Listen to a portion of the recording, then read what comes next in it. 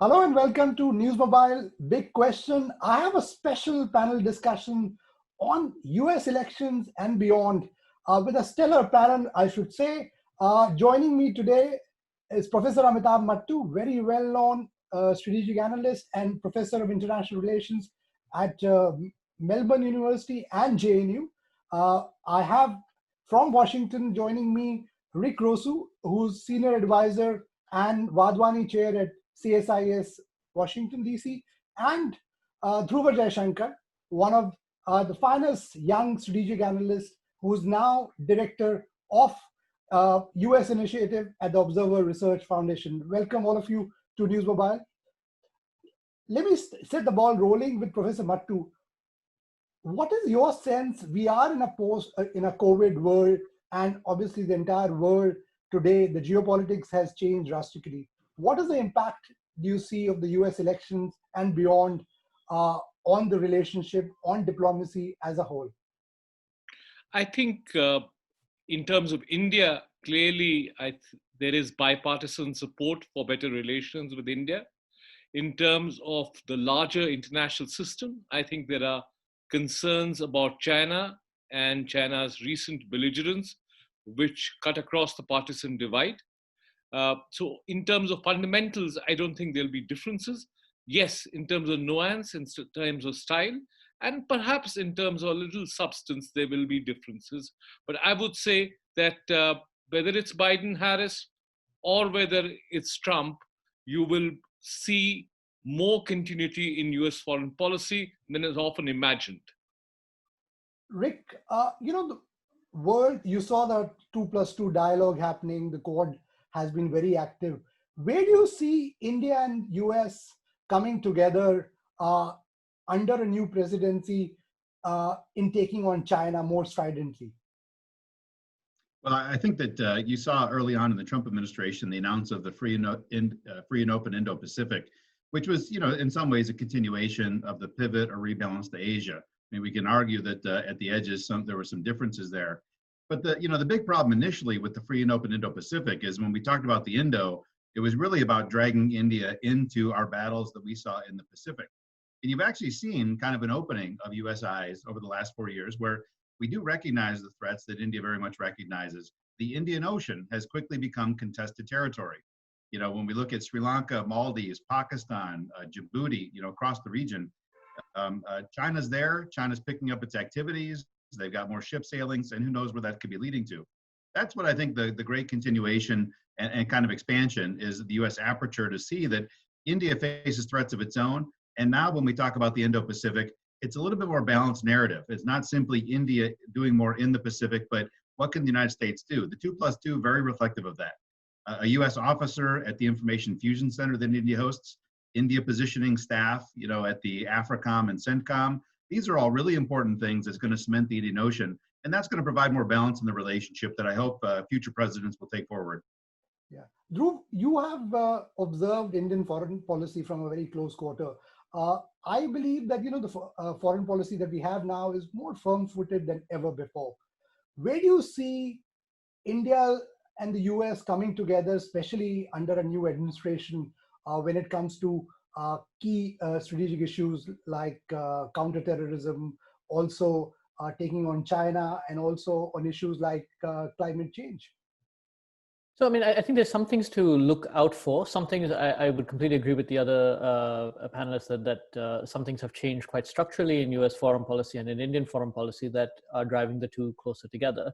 On the strategic side, things I would look out for is what a new administration's China policy is, whatever the outcome of the election. The attitude towards Pakistan has shifted in Washington over the last 10, 15 years that I've been based here off and on, in a way that I think is more constructive for the US-India relationship. Some things to watch out for, though, are Russia policy and West Asia, Middle East policy as well, and how those change. In some cases, India's interests there have been accommodated, say on the Chabahar port project or on possibly on defense imports from Russia. But those are things I would look out for on the strategic side. On the bilateral side, I think trade and immigration are two big issues to look out for. But again, a democratic administration would be more cooperative with India on an issue like climate change. Technology transfer is another thing where there's been a lot of work by both parties, and Democrats and Republicans, and in the US Congress, in improving relations with India. So again, broad strands of structural continuity in place, but a few things where I think there'll be some possible changes around the margins depending on the outcome of the election. Professor Bhattu, foreign policy, especially Indo-US relation, has been bipartisan, so to say. Both parties have been supportive of this great relationship that we have. What is your sense? Will something change under a new administration? I think what you'll begin to see is a more predictable foreign policy. With all the strengths that President Trump brought upon the relationship, he was unpredictable. What you want from the US president, like you would want from a tax regime, however difficult it might be, you want a certain predictability. And President Trump, and in some ways that was probably his strength for some relationships, but not for as far as India was concerned. You don't want someone who suddenly will wake up and say, I'm going to mediate in Kashmir, or on some other issue that the air in India is filthy, even though it might be said in a different context. But I think what Biden and Harris will bring is a certain stability, a predictability, without the kind of impulsiveness that has rocked the Trump administration.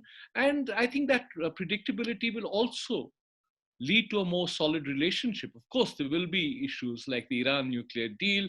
You might have Biden and Harris revisiting that nuclear deal. You might have a degree of engagement with China and not the same degree of hysterical responses. But overall, I think I am a believer in Biden-Harris. So you're preaching to the converted in some ways. I believe that they will win and they should win. And that will be ultimately good for the relationship. It will be good for the world. Rick, what is your sense? You've been somebody, whenever I've spoken to you in Washington, D.C., one of the key concern has been, a lot of observers feel that India has made a lot of promises in the past, but somehow some of the things, our delivery has been not as good. What are these 2 or 3 things would you think a new administration would expect from the government in New Delhi, considering the fact that, we now have an elevated strategic tie status?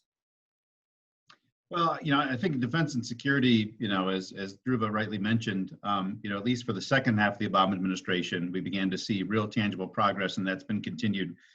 The economic relationship remains the weakest link by a long shot. The Modi government coming in 6 years ago, very protectionist from day one, with higher customs duties, with import substitution rules and such, because India has a massive trade deficit with the world. I mean, we're talking about the United States has the largest deficit, and India has the largest deficit as a percent of GDP. So both of us face tremendous challenges on trade, and you've got 2 very protectionist leaders, which has caused a lot of fighting. President Trump has picked fights on trade with countries where we even have surpluses. So when you got a country like India, which has been imposing new restrictions, and we have a deficit, and is one of our 10 largest goods trading partners, the targeting has been very significant. Now, these trade deficits aren't going away. So whether or not an Indian administration is going to change its approach and begin making trade sanctions maybe a little bit more targeted on China and other partners, and open up the door more for the United States, it could happen. But even trying to negotiate a small package of trade concessions, which the United States and India have been trying to undertake for quite some time, has not proven successful. So that's the area we need to work on. But right now, I don't see any shining lights happening in India that show that there's going to be a gravitation back towards trade liberalization.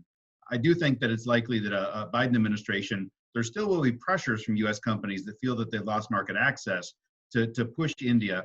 But I think the pushes won't be quite as severe. So I think trade tensions will drop a little bit. I don't see a pathway yet that we're going to see a real liberalization of opening of trade. That's unfortunate because there are a lot of important bleeds that could happen between the positivity on the defense relationship and the more negative commercial relationship. For instance, if Congress needs to widen the waiver authority on CAATSA sanctions or something like that. So it's a dangerous place to be in, and unfortunately, I don't see a lot of positivity, but maybe a little bit less antagonism. Yeah, Dhruv, one of the perceptions that was there in India was that the Trump administration was more stronger when it came to on issues like terrorism, which obviously has been a core concern for India. How do you see, a new administration on that front? Because obviously it's a global concern for all, but when it came to terrorism emanating from Pakistan, somehow it was believed that there wasn't enough heft when it came to a democratic administration earlier. Yeah. Look, I think the picture is actually more mixed than that. I mean, rhetorically, Trump was very tough on terrorism. The other thing that happened, and this started under the Obama administration, was the drop in assistance to Pakistan, which has dropped quite considerably from a few years ago and continued under the Trump administration. On the flip side, however, we saw, particularly in the last 2 years or so, the Trump administration realized they needed Pakistan specifically for the negotiations in Afghanistan. And starting with Imran Khan's visit last summer to Washington, you saw a slight change in tune in the US-Pakistan relationship, away from some of the earlier antagonism, overt antagonism, to a slightly more constructive relationship. Now, the one thing Trump has been committed to, particularly in the last 2 years, has been the drawdown in Afghanistan. That is continuing. There has been an upsurge in violence, again, in just the last few days. So we'll see how that progresses. But I think that the Trump administration's overall attitude to terrorism in India's extended neighborhood has been a mixed one from that point of view. Now, what will change? Again, some of it is quite structural. There's a lot of frustration among some Democrats with Pakistan, driven not by just the developments in the last 2-3 years, but over the last 20 years. And over time, that has really affected the perception of Pakistan there. There's also less of a dependency, on the other hand. That is no longer is Pakistan needed for lines of communication to Afghanistan, particularly with a much more reduced US footprint there. So overall, I suspect we'll see greater cooperation continue even with a democratic administration. But I think it's more a sort of attitudinal change. We'll have to see who the key principals are and the key officials are in the new administration, how they will approach the South Asia, and whether there'll be some attempt at returning to a sort of equivocation between India and Pakistan. I'm skeptical that will happen, but I think it will depend a lot, in large part, on the personnel involved. Okay. Professor Mattu, you spent a lot of time in Australia, and it's a key member of Quad. Do you see, and I've asked this question many times earlier as well, do you see that India, US, Japan, and Australia now in 2021 should look for a more strident Quad in terms of, a military alliance sort of Quad, because that's what is needed to call off China's bullying in the region and beyond? I'm uncomfortable with using the term military alliance. I think what you definitely need is much greater coordination on several fronts, including the military and particularly the maritime front, where you already have seen a vast improvement. And in terms of intelligence sharing, but also in terms of the economic relationship, trade relationship, on trying to see how the supply chains, which are so dependent on China, there can be diversification of those supply chains. So I think it's a natural coming together of countries which have for long shared common values, democracy, and in the rest of the three, multiculturalism, the rule of law, and also interests. And whether we like it or not, the fact is that you have a country like China ruled by an authoritarian, totalitarian dictator whose works, it's now become almost compulsory reading for all the civil service and every civil society member. Xi Jinping's thoughts. Not since Mao have you had a leader like this in China. Given that, I think it's only natural that you will see this common threat bring these countries together even more than it has in the past. It's the cement, it's the glue, it's the catalyst, if you believe in chemistry, which has brought these together. And what shape, what form it will take, I think it needs to grow organically rather than manufacture a word or a term or a structure. There are things happening, and I think there are things happening even as we speak.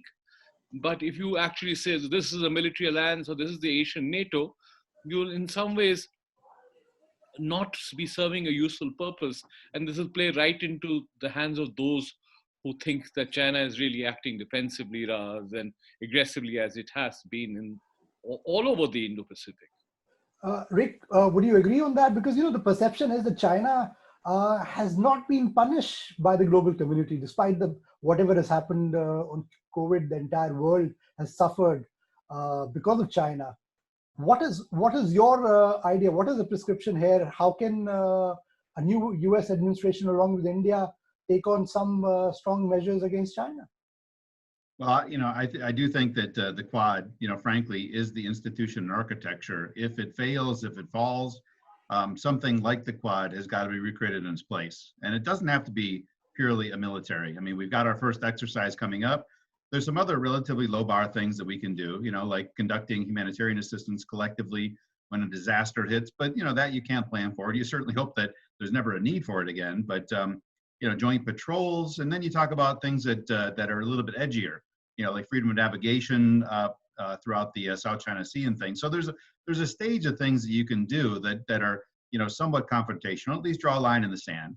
But there's a lot of great non-military stuff too, where cooperation would be useful. I mean, you've seen both the United States and India take steps against China's attempts at digital domination and grabbing vast amounts of our consumer data.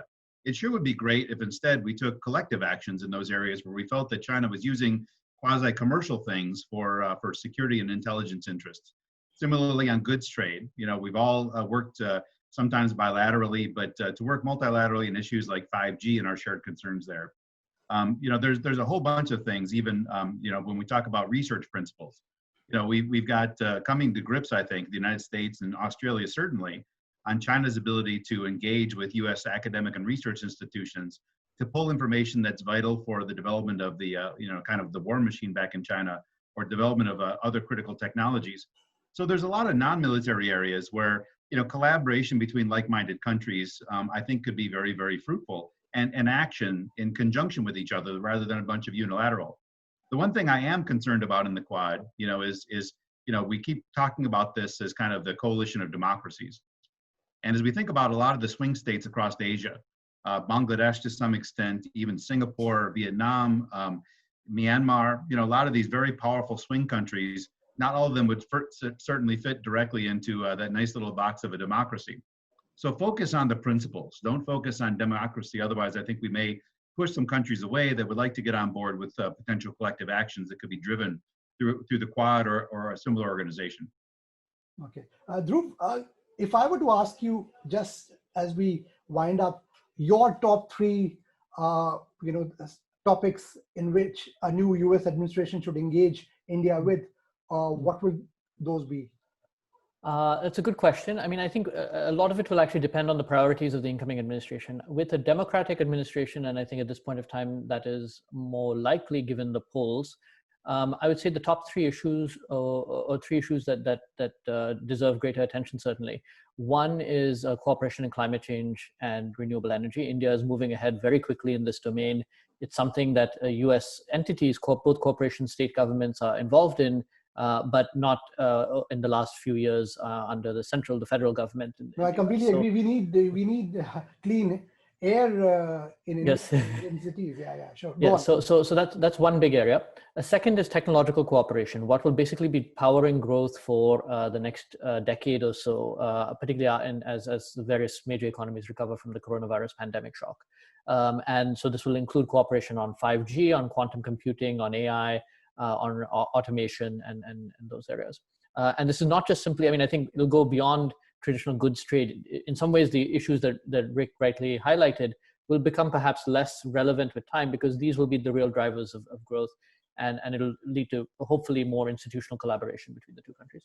The third area I would say is actually democracy. I think it's an area where India is the world's largest developing democracy. The US is the world's largest developed democracy. It is actually natural that the two should have a discussion that gets at issues, not just the internal happenings in their countries, but sort of a global conversation on democracy. And I think it's something a potential Biden administration would be very interested in. With the Republicans, I think deepening a free and open Indo-Pacific cooperation, I think it's gone very well in the last few years. I think doubling down on that and consolidating that will be vitally necessary.